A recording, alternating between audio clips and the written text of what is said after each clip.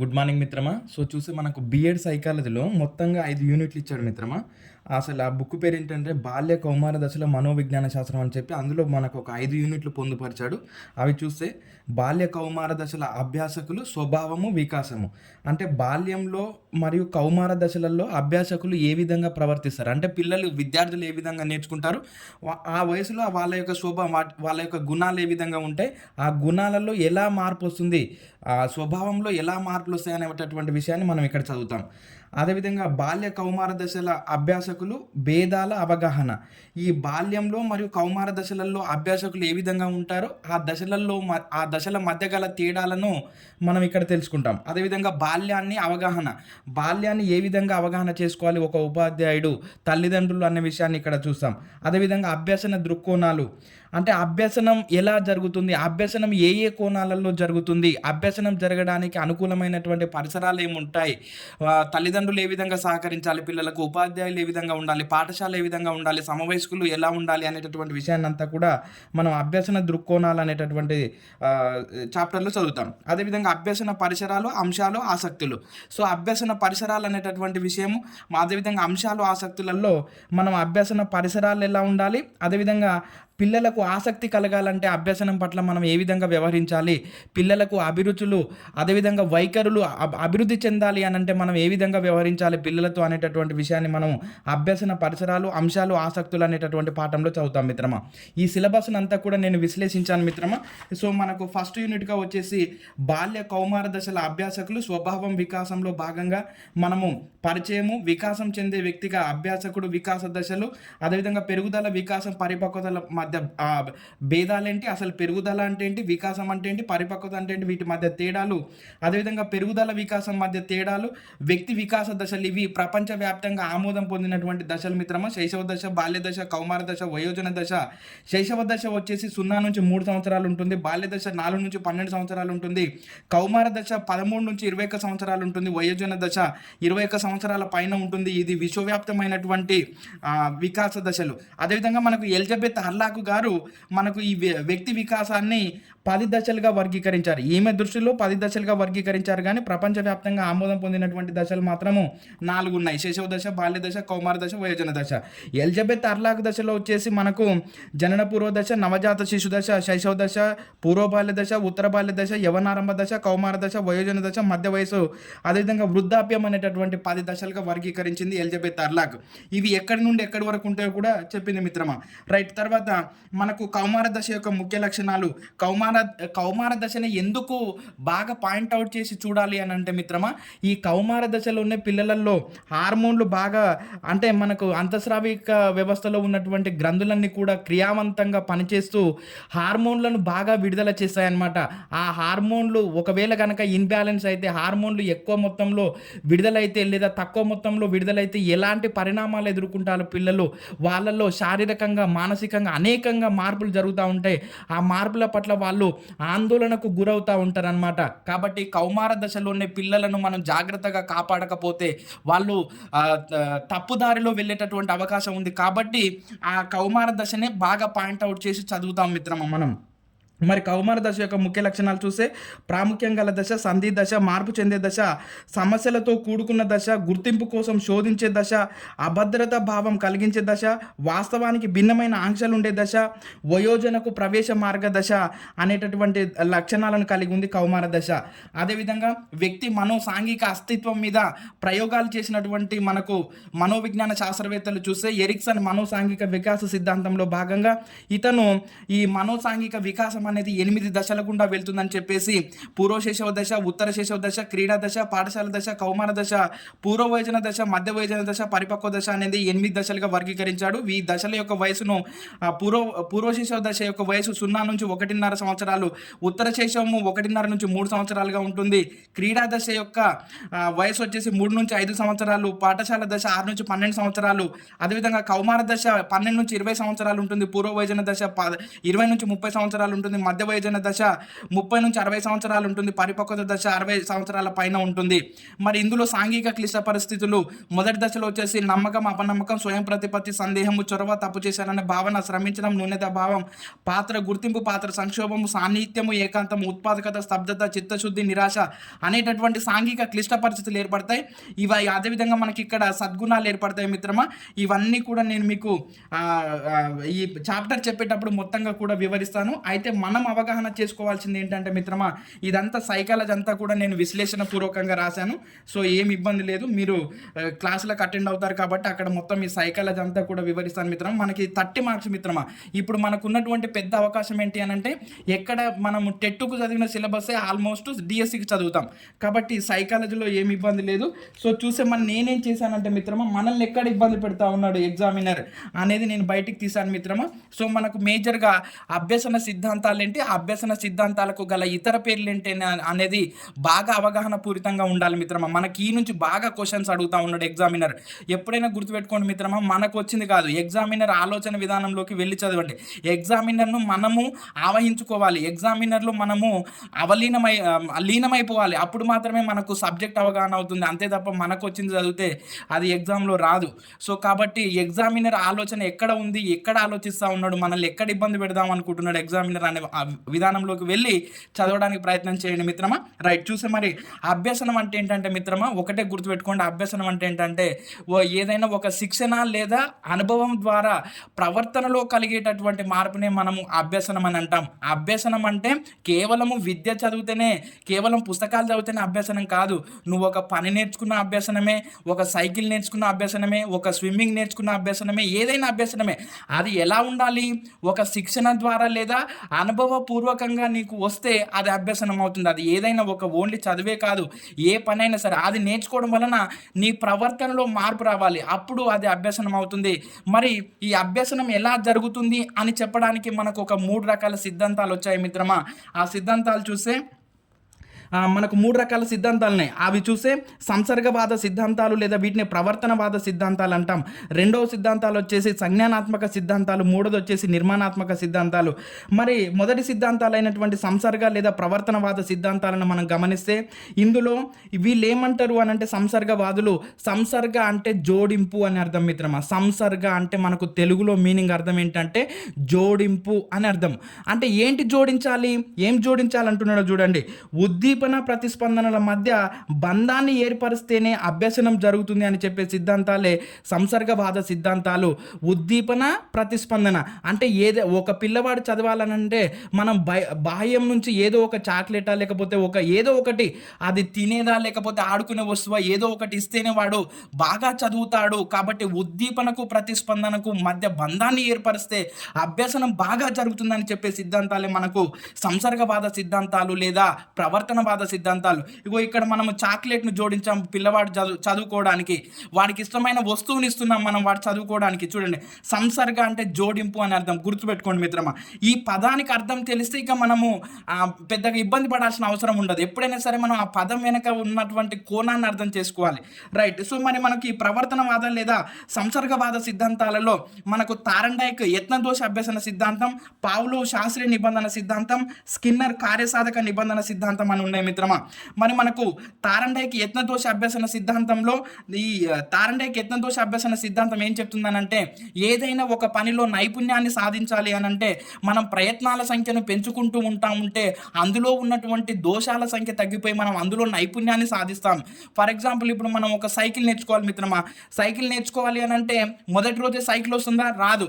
మనము దాన్ని పెడల్ మీద తొక్కిన తర్వాత లేకపోతే కాంచి తొక్కిన తర్వాత ఇవన్నీ తొక్కిన తర్వాతనే మనం సీట్ మీద కూర్చొని తొక్కగలుగుతాం. అంటే మనం ఆ సీట్ మీద కూర్చొని తొక్కడానికంటే ముందు ఎంత శ్రమ చేసామో చూడండి. కింద పడ్డాం, దెబ్బలు తగిలాయి, గాయాలు తగిలాయి, ఇవన్నీ కూడా. అంటే ఏదైనా ఒక పనిలో నైపుణ్యం సాధించాలి అని అంటే మనము ప్రయత్నాల సంఖ్యను పెంచుతామంటే దోషాల సంఖ్య తగ్గిపోయి మనం అందులో నైపుణ్యాన్ని సాధిస్తాం అనేటటువంటి విషయాన్ని చెప్తుంది మనకు తారండైక్ యత్న దోష అభ్యసన సిద్ధాంతం. యత్నాలు అంటే ప్రయత్నాలు పెంచుతా ఉంటే దోషాల సంఖ్య తగ్గే సిద్ధాంతమే యత్న దోష అభ్యసన సిద్ధాంతం. ఆ పేరు వెనకాల కనుక మనం మనకు ఉన్నటువంటి అర్థమైతే ఇంకా మనం అసలు ఆ సిద్ధాంతాన్ని పెద్దగా ఇబ్బంది పడాల్సిన అవసరం ఉండదు మిత్రమా. ఇది అంటే ప్రయత్నాల సంఖ్యను పెంచుకుంటే దోషాల సంఖ్య తగ్గిపోతుంది. అదే యత్నం దోషాభ్యసన సిద్ధాంతం, సింపుల్. సో మరి దానికి గల ఇతర పేర్లు ఉన్నాయి, ఇవి మనకు ఎగ్జామ్లో పడుతున్నాయి మిత్రమా. యత్నం దోష అభ్యసన సిద్ధాంతానికి గల ఇతర పేర్లలో సరికానిది, సరి అయినది, దీనికి సరిపోయే పేరును సూచించండి అంటా ఉన్నాడు. కాబట్టి మరి దానికి గల ఇతర పేర్లు చూస్తే ఉద్దీపన ప్రతిస్పందన సిద్ధాంతము, ఎస్ఆర్ సిద్ధాంతము, బంధ సిద్ధాంతము, సంధాన సిద్ధాంతము, విజయ పతావరణ రీతి సిద్ధాంతము, ప్రేరణలకు ప్రాధాన్యతనిచ్చే సిద్ధాంతము, బాధాతృప్తి సిద్ధాంతము, అదేవిధంగా దుఃఖసుఖ సిద్ధాంతము, ఎంపిక సంధాన సిద్ధాంతం అనేటటువంటి పేర్లను కలిగి ఉంది యత్నదోష అభ్యసన సిద్ధాంతం. మళ్ళొక్కసారి చూడండి మిత్రమా, ఉద్దీపన ప్రతిస్పందన సిద్ధాంతము, అదేవిధంగా ఎస్ఆర్ సిద్ధాంతము, బంధ సిద్ధాంతము, సంధాన సిద్ధాంతము, విజయ పతావరణ రీతి సిద్ధాంతము, ప్రేరణలకు ప్రాధాన్యతనిచ్చే సిద్ధాంతము, బాధాతృప్తి సిద్ధాంతము, దుఃఖసుఖ సిద్ధాంతము, ఎంపిక సంధాన సిద్ధాంతం అనేటటువంటి పేర్లను కలిగి ఉంది తారండైక్ యత్నదోష అభ్యసన సిద్ధాంతం. మరి ఇది మనకు తారండైక్ యత్నదోష అభ్యసన సిద్ధాంతం గురించి.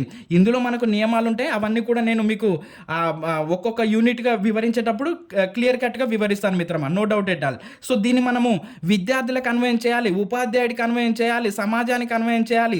సైకాలజీ మనకు ఎప్పుడు అర్థమవుతుందంటే ఉపాధ్యాయుడిని, విద్యార్థిని, తల్లిదండ్రులను మరియు పాఠశాలను ఈ 4 అంశాలకు జోడిస్తేనే మనకు ఏ సిద్ధాంతాన్ని అయినా సరే ఈ 4 అంశాలకు జోడించి చూడాలి. అప్పుడు మాత్రమే సైకాలజీ మన దగ్గరికి వచ్చినట్టు. అంతవరకు మనకు రానట్టే. ఇందులో తారండైక్ యత్నదోష అభ్యసన సిద్ధాంతంలో మనకు సంసిద్ధత నియమము, అభ్యాస నియమం, ఫలిత నియమం ఉంటాయి అంతే. అది బట్టి పట్టడం. కానీ మనకు అభ్యాస నియమం అంటే ఏంటి, ఫలిత నియమం అంటే ఏంటి, సంసిద్ధత నియమం అంటే ఏంటి, సంసిద్ధత నియమాన్ని పిల్లల వరకు తీసుకెళ్ళగలగాలి, అభ్యాస నియమాన్ని పిల్లవాడికి అప్లై చేయగలగాలి. అప్పుడు మాత్రమే నీకు ఆ సిద్ధాంతం అర్థమైనట్టు. కాబట్టి మనము ఖచ్చితంగా మిత్రమా మీ అందరికీ కూడా ప్రతి సిద్ధాంతాన్ని విశ్లేషణపూర్వకంగా మీ దగ్గరికి అప్లికేషన్ ఓరియంటెడ్లోనే మీకు వివరిస్తాను మిత్రమా. రైట్. సో చూసే మరి పావులో శాస్త్రీయ నిబంధన సిద్ధాంతం ఉంది.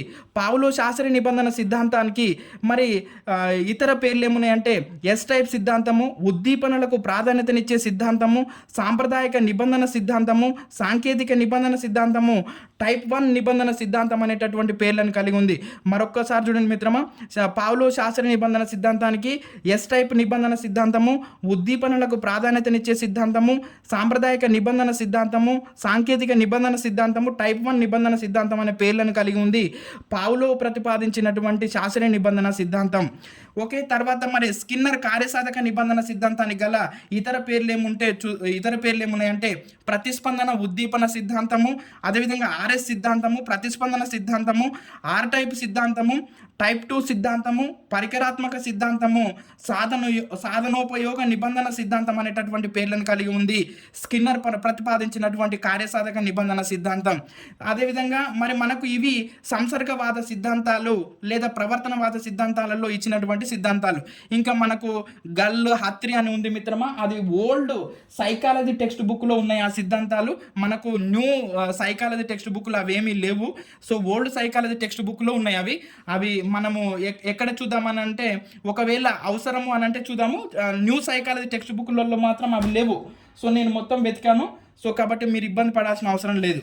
సో చూసే మరి తర్వాత మనకున్నటువంటి సిద్ధాంతాలు ఏంటి అని అంటే సంజ్ఞానాత్మక సిద్ధాంతాలు. ఇవి సంజ్ఞానాత్మక సిద్ధాంతాలు ఏం చెప్తున్నాయి అంటే మిత్రమా, ఆలోచన ద్వారా మాత్రమే అభ్యసనం జరుగుతుంది, అంతే తప్ప ఏవో బొమ్మలు ఇవ్వడం ద్వారా అభ్యసనం జరగదండి, ఏదో తినే వస్తువులు ఇవ్వడం ద్వారా అభ్యసనం జరగదండి. వాడికి ఏం చేయాలి అని అంటే గెస్టాల్ట్ వాదులు ఏం చేస్తున్నారంటే మిత్రమా, వీళ్ళు ఏం చెప్తున్నారంటే గెస్టాల్ట్ వాదులు వాళ్ళు ఏం చెప్పదలుచుకున్నారు అనే విషయాన్ని బాగా అర్థం చేసుకోండి మిత్రమా. సంసర్గవాదులేమో ఉద్దీపనకు ప్రతిస్పందనకు మధ్య బంధాన్ని ఏర్పరిస్తేనే అభ్యసనం జరుగుతుందని చెప్పిన వాళ్ళు సంసర్గవాదులు. అదేవిధంగా మరి గెస్టాల్ట్ వాదులు ఏం చెప్తున్నారంటే అది కాదు నాయన, అసలు అభ్యసనం జరగాలి అని అంటే పిల్లవాడికి సమస్య అర్థం కావాలి, సమస్యల మీద దృష్టి సారిస్తే మనకు ఆ సమస్యను ఎలా పరిష్కరించుకోవచ్చు అనేటటువంటి కోణంలోనే మనకు ఆలోచనలు వస్తాయి. అంతే తప్ప నువ్వు బొమ్మలు ఇస్తే, నువ్వు తినే వస్తువులు ఇస్తే అభ్యసనం జరిగిందని అంటే అది వ్యర్థము, అది ఎంతో కాలం గుర్తుండదు. ఎలా ఉండాలి అని అంటే ఏదైనా ఒక సమస్య మీద మనం దృష్టిని కేంద్రీకరించడం ద్వారా మన మనసులో కలిగేటటువంటి ఆలోచనల వలనే మనకు అభ్యసనం జరుగుతుంది అని చెప్పేటటువంటి సిద్ధాంతాలు అంత గెస్టాల్ట్ వాదుల సిద్ధాంతాలన్నమాట సిద్ధాంతం. సో, మరి వీళ్ళేమంటారు, ఫర్ ఎగ్జాంపుల్ ఇప్పుడు మనకు న్యూటన్ ఉన్నాడు. ఆయన ఓ యాపిల్ చెట్టు కింద పోయి పడుకున్నాడు. యాపిల్ పండు కింద పడింది. ఆయన ఎంపటే తీసుకొని తినలేదు మనలాగా. ఏం చేశాడు, యాపిల్ పండును మళ్ళీ పైకి విసిరేశాడు. మళ్ళీ కింద పడింది. మళ్ళీ వేశాడు. మళ్ళీ కింద పడింది. అసలు ఇది ఎందుకు కింద పడుతుంది, ఏం కారణము, భూమికి ఏం శక్తి ఉంది, అసలు పైకి విసిరేసినటువంటి వస్తువు పైకి వెళ్ళిపోవాలి కదా, ఎందుకు కింద పడుతుందని చూస్తే భూమికి భూమి ఆకర్షణ శక్తి, గురుత్వాకర్షణ శక్తి ఉంది అనేటటువంటి సిద్ధాంతాల ఆధారంగా మనకు న్యూటన్ ఎన్నో సిద్ధాంతాలను రూపొందించాడు అనమాట. అంటే ఆయన అక్కడ సమస్య మీద దృష్టిని కేంద్రీకరించాడు. ఏం దృష్టిని కేంద్రీకరించాడు, ఎందుకు కింద పడుతుంది ఈ వస్తువు, ప్రతి వస్తువు పైకి విసిరిన వస్తువు అనేటటువంటి విషయం మీద దృష్టిని కేంద్రీకరించడం వల్ల అతని మనసులో కలిగినటువంటి ఆలోచనే గురుత్వాకర్షణ నియమాలను రూపొందించడానికి కారణమైంది అనేటటువంటి విషయాన్ని మీరు అర్థం చేసుకోవాలి మిత్రమా. మరి అలాంటి గెస్టాల్ట్ అంతర్దృష్టి అభ్యసన సిద్ధాంతంలో మనకు ఒక 5 వ్యక్తులు ఉన్నారు మిత్రమా మేజర్గా. అందులో మనము మియర్, కోఫ్కా, కోహ్లర్ వీళ్ళ ముగ్గురిని కూడా గెస్టాల్ట్ త్రయం అని పిలుస్తాం. మ్యాక్స్ వర్తిమియర్, కర్ట్ కోఫ్కా, కోహ్లర్ వీళ్ళను ఏమంటామంటే గెస్టాల్ట్ త్రయం అని అంటాము. వీళ్ళ ముగ్గురు తర్వాత మనకు ఉన్నటువంటిది కర్ట్, లెవిన్, యాక్స్, వీళ్ళ 5గురిని కలిపి మనము గెస్టాల్ట్ వాదులు అని అంటాం. ఈ మొదట ముగ్గురిని మాత్రము గెస్టాల్ట్ త్రయం అని అంటాం. కాబట్టి ఫాదర్ ఆఫ్ గెస్టాల్ట్ సైకాలజీ అని మనము మ్యాక్స్ వర్తిమియర్ని పిలుస్తాం. కాబట్టి ఈ పైన ఉన్నటువంటి ఈ ముగ్గురిని మనము గెస్టాల్ట్ త్రయం అంటాం. వాళ్ళ ముగ్గురికి ఇలా ఇద్దరిని కలుపుకోవాలి మిత్రమా. వీళ్ళని మనకు టెక్స్ట్ బుక్లో మెన్షన్ చేశాడు గెస్టాల్ట్ వాదులు అని. సో, మరి గెస్టాల్ట్ వాదులు ప్రతిపాదించినటువంటి సిద్ధాంతము అంతర్దృష్టి అభ్యసన సిద్ధాంతము. అసలు మరి అంతర్దృష్టి అభ్యసన సిద్ధాంతం అంటే ఏంటి అని అంటే, ఏదైనా ఒక సమస్య మీద దృష్టిని కేంద్రీకరించినప్పుడు మన మనసులో హఠాత్తుగా అకస్మాత్తుగా కలిగేటటువంటి ఆలోచనే అంతర్దృష్టి. ఆ అంతర్దృష్టి ఆలోచన ద్వారానే మనకు అభ్యసనం ఎంతో కాలం గుర్తుంటుందని చెప్పే సిద్ధాంతాలే అంతర్దృష్టి అభ్యసన సిద్ధాంతాలు. మరి దీనికి గల ఇతర పేర్లు చూస్తే సమగ్ర ఆకృతి సిద్ధాంతము, ట్రాన్స్పోజిషన్ సిద్ధాంతము, మొత్తానికి ప్రాధాన్యతనిచ్చే సిద్ధాంతము, ప్రత్యక్ష పునర్వ్యవస్థీకరణ సిద్ధాంతము, ఆహా అభ్యసన సిద్ధాంతము అని కూడా పేర్లు కలవు. ఒక్కసారి చూడండి మిత్రమా. సమగ్రాకృతి సిద్ధాంతము, ట్రాన్స్పోజిషన్ సిద్ధాంతము, మొత్తానికి ప్రాధాన్యతనిచ్చే సిద్ధాంతము, ప్రత్యక్ష పునర్వ్యవస్థీకరణ సిద్ధాంతము, ఆహా అభ్యసన సిద్ధాంతం అనే పేర్లు కూడా కలిగి ఉంది గెస్టాల్ట్ వాదులు ప్రతిపాదించినటువంటి అంతర్దృష్టి అభ్యసన సిద్ధాంతం. మరి చూస్తే మనకు 3వ సిద్ధాంతాలు నిర్మాణాత్మక సిద్ధాంతాలు. మరి నిర్మాణాత్మక సిద్ధాంతాలు ఏం చెప్తున్నాయనంటే, పూర్వజ్ఞానం ఆధారంగానే ప్రస్తుత జ్ఞానం నిర్మించబడుతుంది. ఇగో చూడండి మిత్రమా, జాగ్రత్తగా అర్థం చేసుకోండి. సంసర్గవాదులేమో ఉద్దీపనకు ప్రతిస్పందనకు మధ్య చెప్పారు. సంజ్ఞానాత్మకవాదులేమో ఆలోచనల ద్వారా అభ్యసనం జరుగుతుందని చెప్పారు. నిర్మాణాత్మకవాదులు ఏం చెప్తున్నారంటే, అయ్యా ప్రతి పిల్లవాడికి ఎంతో కొంత జ్ఞానం ఉంటుంది మనసులో, బ్రెయిన్లో. కాబట్టి ఆ జ్ఞానాన్ని మనము విస్తృతం చేయాలి అని అంటే వాడికి అనుభవాలు కలిగించాలి, అంతే తప్ప మనము అనుభవాలు కలిగించాలి. ప్లస్ ఇంకోటి ఏంటంటే, మనం వానికి ఆదర్శవంతంగా ఉంటే వాడే మనల్ని చూసి నేర్చుకుంటాడు. ఎవరు కూడా కష్టపడాల్సిన అవసరం లేదనేటటువంటి విషయాన్ని చెప్తా ఉన్నారు నిర్మాణాత్మకవాదులు. ప్రతి పిల్లవాడికి ఎంతో కొంత జ్ఞానం ఉంటుంది. ఆ జ్ఞానాన్ని కనుక మనం విస్తృతం చేస్తే వాడికి ఎంతో జ్ఞానం సంపాదిస్తాడు పిల్లవాడు అనేటటువంటి విషయాన్ని చెప్పే సిద్ధాంతాలే నిర్మాణాత్మక సిద్ధాంతాలు. అంటే పూర్వజ్ఞానం ఆధారంగా ప్రస్తుత జ్ఞానమే నిర్మించబడుతుంది తప్ప ఇంకేం కొత్తగా ఉండదు అనేటటువంటి విషయాన్ని చెప్తున్నాయి నిర్మాణాత్మక సిద్ధాంతాలు. మరి నిర్మాణాత్మకవాద సిద్ధాంతాలలో మనకు పరిశీలన అభ్యసన సిద్ధాంతం ఉంది. ఈ పరిశీలన అభ్యసన సిద్ధాంతాన్ని ఆల్బర్ట్ బండూరా మరియు వాల్టర్లు ఇద్దరు కలిసి దీన్ని రూపొందించారు. మరి పరిశీలన అభ్యసన సిద్ధాంతానికి గల ఇతర పేర్లు చూస్తే సాంఘిక అభ్యసన సిద్ధాంతము, ఆదర్శ లేదా నమూనా లేదా అనుకరణ సిద్ధాంతము, యత్నరహిత అభ్యసన సిద్ధాంతము, అవిరళ అభ్యసన సిద్ధాంతము.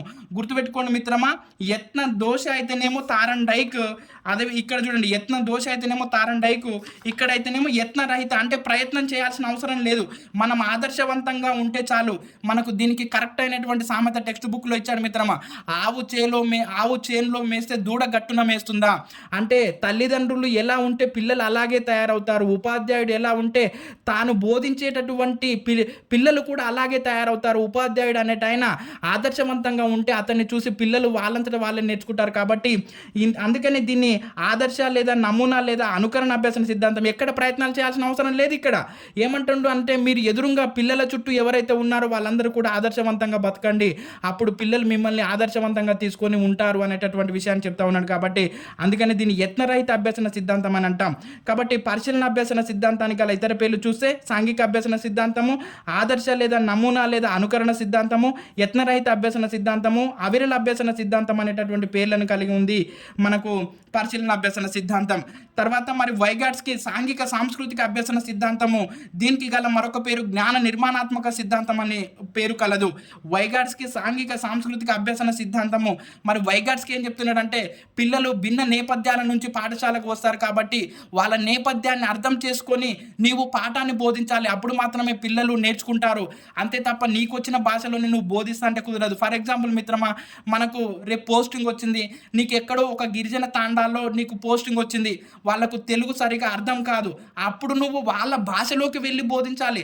అంతే తప్ప నేను ఎక్కడి నుంచి హైదరాబాద్ నుంచి వచ్చాను, రంగారెడ్డి జిల్లా నుంచి వచ్చాను కాబట్టి A for apple B for bat అంటే వాడు రాడిగా రేపనుండి మేడం ఏమో చెప్తుంది నాకు సంబంధం లేదు, మేడం ఆమంతటా ఆమె ఏమో చెప్పుకుంటూ పోతుందని. కాబట్టి ఏం చేయాలి, వాళ్ళ సాంఘిక నేపథ్యాలను అర్థం చేసుకొని వారి సాంఘిక నేపథ్యాలకు అనుగుణంగా మనం పాఠాన్ని బోధిస్తే పిల్లలు బాగా అర్థం చేసుకుంటారనేటటువంటి విషయాన్ని మనకి ఇక్కడ చెప్తా ఉన్నాడు వైగాట్స్కి సాంఘిక సాంస్కృతిక అభ్యసన సిద్ధాంతంలో. మరి బ్రూనర్ బోధన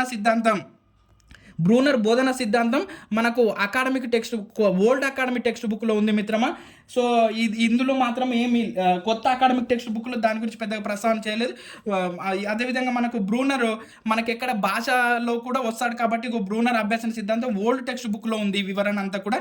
నేను మనం కావాలి అని అంటే దీన్ని మనం వివరిస్తాం మిత్రమా, ఓకేనా, రైట్. సో మరి బ్రూనర్ బోధన సిద్ధాంతానికి గల ఇంకో పేరేంటి అని అంటే సంజ్ఞానాత్మక ప్రగతి సిద్ధాంతం అనే పేరును కలిగి ఉంది. ఈ విధంగా మనకు ఎగ్జామ్లో బాగా అడుగుతున్నటువంటి క్వశ్చన్లు ఏంటంటే ఈ సిద్ధాంతాలకు గల ఇతర పేర్ల మీద బాగా అడుగుతున్నాడు మిత్రమా. ఈ సిద్ధాంతాలకు గల ఇతర పేర్ల మీద బాగా దృష్టి సారించడానికి ప్రయత్నం చేయండి. అదేవిధంగా మనకి ఇంకొక అంశాన్ని కూడా రూపొందించాడు మిత్రమా బిఎడ్ సైకాలజీ టెక్స్ట్ బుక్లో. ఏమని అని అంటే అదేంటి అని అంటే మానవీయ అభ్యసన సిద్ధాంతాలని రూపొందించాడు మిత్రమా ఒక అంశాన్ని. ఇక్కడ పేజీ నెంబర్ 137లో మానవీయ అభ్యసన సిద్ధాంతాలు అనేటటువంటి ఒక కొత్త అంశాన్ని రూపొందించాడు మిత్రమా. ఈ మానవీయ అభ్యసన సిద్ధాంతాలను మనం బయటికి తీస్తే 2 సిద్ధాంతాలను రూపొందించాడు. ఏమంటున్నాడు అని అంటే ఒకటి చూస్తే అసలు మానవీయ అభ్యసన సిద్ధాంతాలు అంటే ఏంటో చూద్దాం. ఇవి మానవీయ అభ్యసన సిద్ధాంతాలు అనేవి విలువలతో కూడుకున్నవి. అసలు విలువ అంటే ఏంటంటే మిత్రమా, నువ్వు దేనికైతే విలువనిస్తావో, నువ్వు ఎక్కడైతే విలువ అంటే ఏంటి అనే విషయాన్ని నేను వివరిస్తాను మిత్రమా. రైట్, చూసే ప్రతి వ్యక్తి స్వతహాగా నేర్చుకోవాలనేటటువంటి కోరికను కలిగి ఉంటాడు. అదేవిధంగా స్వతహా నేర్చుకునే సామర్థ్యం ఉంటుంది. ఉపాధ్యాయులు కాబట్టి ఏ పిల్లవాడైనా సరే, ఏ వ్యక్తి అయినా సరే స్వతహాగా నేర్చుకోవాలనేటటువంటి సామర్థ్యాన్ని కలిగి ఉంటాడు. కాబట్టి ఉపాధ్యాయుడు ఏం చేయాలి అని అంటే అభ్యసన ప్రక్రియలో విద్యార్థులకు సహాయకులుగా ఉంటే వాళ్ళంతటా వాళ్ళు నేర్చుకోగలుగుతారు. కాబట్టి విద్యార్థి యొక్క అవసరాలు ఏమున్నాయి, వాడి యొక్క వెనకాల ఉన్నటువంటి అవసరాలు ఏమున్నాయి, వాడికి ఏ అవసరం ఉందో ఆ అవసరాలను తగ్గట్టుగా ఉపాధ్యాయుడు అర్థం చేసుకొని పాఠ్యాంశాన్ని బోధించాలనేటటువంటి విషయాన్ని మనకు మానవీయ అభ్యసన సిద్ధాంతాలు చెప్తా ఉన్నాయన్నమాట. మరి చూస్తే ఇందులో భాగంగా మనకు సిద్ధాంతము మాస్లో అవసరాల అనుక్రమణ సిద్ధాంతాన్ని రూపొందించాడు. మాస్లో అవసరాల అనుక్రమణ సిద్ధాంతంలో ఒక పిరమిడ్ను రూపొందించి అందులో మనకు ఈ అంశాలను రూపొందించాడు మిత్రమా. చూస్తే మనకు మొట్టమొదటిది దిగువ నుండి పైకి వెళ్తే శారీరక అవసరాలు, రక్షణ అవసరాలు, ప్రేమ సంబంధిత అవసరాలు, గౌరవ అవసరాలు, తర్వాత ఆత్మ సౌందర్య అవసరాలు, స్వీయ సిద్ధి అవసరాలు అనేవి రూపొందించాడు మిత్రమా. ఈ కిందన ఉన్నటువంటి 1, 2 అంటే శారీరక అవసరాలను, రక్షణ అవసరాలను దిగువ శ్రేణి అవసరాలు అని అంటారు. అదేవిధంగా 3 నుంచి 6 వరకు ఉన్నటువంటి 3వది వచ్చేసి ప్రేమ సంబంధిత అవసరాలు, 4వది వచ్చేసి గౌరవ అవసరాలు, 5వది వచ్చేసి ఆత్మ సౌందర్య అవసరాలు, 6వది వచ్చేసి స్వీయ సిద్ధి అవసరాలు. ఈ 3 నుంచి 6 వరకు ఉన్నటువంటి అవసరాలను ఉన్నత శ్రేణి అవసరాలు అని అంటారు. మనకి ఇక్కడ క్వశ్చన్ ఎలా ఫ్రేమ్ చేస్తున్నాడంటే మిత్రమా, ఉన్నత శ్రేణి అవసరాలలో 2వది ఏంటి అంటున్నాడు, దిగువ శ్రేణి అవసరాలలో మొదటిది ఏంటి అంటున్నాడు. అప్పుడు దిగువ శ్రేణి అవసరాలలో మొదటిది అయితే శారీరక అవసరాలు అవుతుంది. అదేవిధంగా ఉన్నత శ్రేణి అవసరాలలో మొదటిది అయితే ప్రేమ సంబంధిత అవసరాలు అవుతుంది. ఉన్నత శ్రేణి అవసరాలలో 3వది అయితే అప్పుడు 1, 2, 3 ఆత్మ సౌందర్య అవసరాలు అవుతుంది. మనల్ని ఇలా కన్ఫ్యూజన్ చేస్తున్నాడు మిత్రమా ఇక్కడ. కాబట్టి ఇవి 6టిని కూడా వరుస క్రమంలో గుర్తుపెట్టుకోవడానికి ప్రయత్నం చేయండి. శారీరక అవసరాలు, రక్షణ అవసరాలు, ప్రేమ సంబంధిత అవసరాలు, గౌరవ అవసరాలు, ఆత్మ సౌందర్య అవసరాలు, స్వీయ సిద్ధి అవసరాలు. మరి అదేవిధంగా చూస్తే ఇది మనకు మాస్లో అవసరాల అనుక్రమణ సిద్ధాంతం గురించి చెప్పినటువంటి అంశాలు మిత్రమా. అదేవిధంగా మరి మనకు కార్ల్ రోజర్స్ అనుభవపూర్వక అభ్యసన సిద్ధాంతాన్ని రూపొందించాడు మానవీయ అభ్యసన సిద్ధాంతాలలో భాగంగా. కార్ల్ రోజర్స్ అనుభవపూర్వక అభ్యసన సిద్ధాంతం ఏం చెప్తుంది అనంటే, మనకు ఆయన 2 రకాల అభ్యసనాలను రూపొందించాడు. ఏంటి అనంటే, ఒకటి అర్ధరహితమైన అభ్యసనం, ఇంకోటి అర్థవంతమైనటువంటి అభ్యసనం. అర్ధరహితమైనటువంటి అభ్యసనం ఏంటి అనంటే, ఇప్పుడు మనకు ప్రజెంట్‌గా విద్యా వ్యవస్థలో కొనసాగుతున్నటువంటి విధానం ఇది అని కూడా ఇచ్చాడు మిత్రమా టెక్స్ట్ బుక్‌లో. సో ఏం చేస్తున్నారు, పిల్లలకు పద్యాలు కానీ, ఎక్కాలు కానీ, శ్లోకాలు కానీ, పదాలు కానీ ఇవన్నీ ఏం చేస్తున్నారంటే బట్టి పట్టించి నేర్పుతా ఉన్నారు. కానీ వాడిని పిల్లవాడికి అరే ఒక పద్యం చెప్పావు దాని భావం చెప్పరా అంటే చెప్పలేదు నాకు తెలియదు అని చెప్తా ఉన్నాడు. సో 2 రెంట్ల 4 అంటాడు కానీ మరి 2+2 అంటే కూడా మళ్ళీ అక్కడ కోణంలో వేరే కోణంలో ఆలోచించలేడనమాట. అంటే అర్ధరహితమైనటువంటి అభ్యసనాన్ని నేర్పుతా ఉన్నది మన విద్యా వ్యవస్థ. కాబట్టి మన విద్యా వ్యవస్థలో ఎలాంటి అభ్యసనం రావాలి అని అంటే అనుభవపూర్వకమైనటువంటి అభ్యసనం రావాలి, అర్థవంతమైనటువంటి అభ్యసనం రావాలి అనేటటువంటి విషయాన్ని చెప్తా ఉన్నాడు కార్ల్ రోజర్స్. మరి అర్ధరహితమైనటువంటి అభ్యసనం అంటే ఇంకా నువ్వు దానికి అర్థం లేదు అర్థం లేదు గుర్తుపెట్టుకోవడం అంతే. 2 రెంట్ల 4, 2 మూడుల 6, 2 5ల 10 ఇట్లా అంతే సింపుల్. కాబట్టి దాన్ని నిత్య జీవితంలో వినియోగానికి లేదు. మళ్ళీ ఒక కూరగాయల దగ్గరికి వెళ్ళాడు, పిల్లవాడిని మనం తోలాం, అయ్యా 1 కేజీ టమాటా 20 రూపాయలు అయితే 4 కేజీలకు ఎంత అవుతుంది బెట్ట అంటే చెప్పలేడు. 2 4 8 అంటే 4 20 80 రూపాయలు అవుతుంది మమ్మని చెప్పలేడు. సో కాబట్టి మనం అర్ధరహితమైనటువంటి అభ్యసనాన్ని అందిస్తున్నాం పిల్లలకు. ఆ అభ్యసనం బదులు ఏం అందించండి అని అంటే అర్థవంతమైనటువంటి అభ్యసనాన్ని అందించండి. అది ఎలా ఉండాలి అని అంటే అనుభవపూర్వకమైనటువంటి అభ్యసనాన్ని అందిస్తే పిల్లలకు చాలా కాలం గుర్తుంటుంది. ఉదాహరణకు ఆయన ఉదాహరణలు ఇచ్చాడు మనకు కార్ల్ రోజర్స్. ఏమంటున్నాడంటే కార్ ఇంజన్ గురించి, అంటే కార్ ఇంజన్ అసలు అందులో ఉన్నటువంటి బోల్టులు ఎలా విప్పాలి, అదేవిధంగా ఆయిల్ని ఎలా మనం చేయించాలి, ఇవన్నీ విషయాలను అనుభవపూర్వకంగా మనం నేర్పిస్తే పిల్లవాడు అది ఎంతో కాలం గుర్తుపెట్టుకుంటాడు అనేటటువంటి విషయాన్ని చెప్తా ఉన్నాడు. అదేవిధంగా ఇంకొక ఎగ్జాంపుల్ చూస్తే కాలుతున్న కొవ్వొత్తిని పట్టుకున్నాడు అనుకోండి ఒక పిల్లవాడు. ఫర్ ఎగ్జాంపుల్ మనము ఓ చిన్న పిల్లవాడు ఉన్నాడు, వాడు ప్రతిసారి ఆ ఎలుగుతున్న కొవ్వొత్తి దగ్గరికి పోతుండు, వద్దు బేట అంటే వింటలేడు, వద్దు బేట అంటే వింటలేడు. ఒకసారి ఏం చేసిన అంటే వదిలేసిన, పట్టుకోబేట నీకే అర్థమవుతున్నాడు. సో వాడు కాలుతున్న కొవ్వొత్తిని ఇలా పట్టుకున్నాడు, అది సుర్రుమనింది, ఇంకా మళ్ళీ వెళ్తాడా అలా అనమాట. ఏమంటున్నాడు అంటే అనుభవపూర్వక అభ్యసనం అనేది జీవితంలో ఎల్లప్పుడూ గుర్తుంటుంది. కాబట్టి అనుభవపూర్వకమైనటువంటి అర్థవంతమైనటువంటి అభ్యసనానికి ఎక్కువ ప్రాధాన్యతనివ్వండి అని మనకు అభ్యసన సిద్ధాంతాలు రూపొందించారు మిత్రమా. ఈ వీటి మీద కనుక మీకు ఇట్లా కనుక అవగాహన వస్తే, మనకు అభ్యసన సిద్ధాంతాలు కనుక అర్థమైతే దాదాపుగా ఆల్మోస్ట్ మనం సైకాలజీలో 10 మార్క్స్ వరకు చేయొచ్చు మిత్రమా. కాబట్టి అభ్యసన సిద్ధాంతాల మీద బాగా ఫోకస్ చేయండి మిత్రమా. రైట్ మిత్రమా, నేను మిమ్మల్ని కోరుకునేది ఒకటే, మన వీడియోను ఖచ్చితంగా లైక్ చేయండి మిత్రమా. వీడియోను చూస్తున్నారు కానీ కొంచెం ఇలా లైక్ చేయడానికి ఇబ్బంది పడుతూ ఉన్నారు. ఖచ్చితంగా మన వీడియోని లైక్ చేయండి మిత్రమా, మర్చిపోకండి. ఇట్లు మీ మిత్రుడు శివ.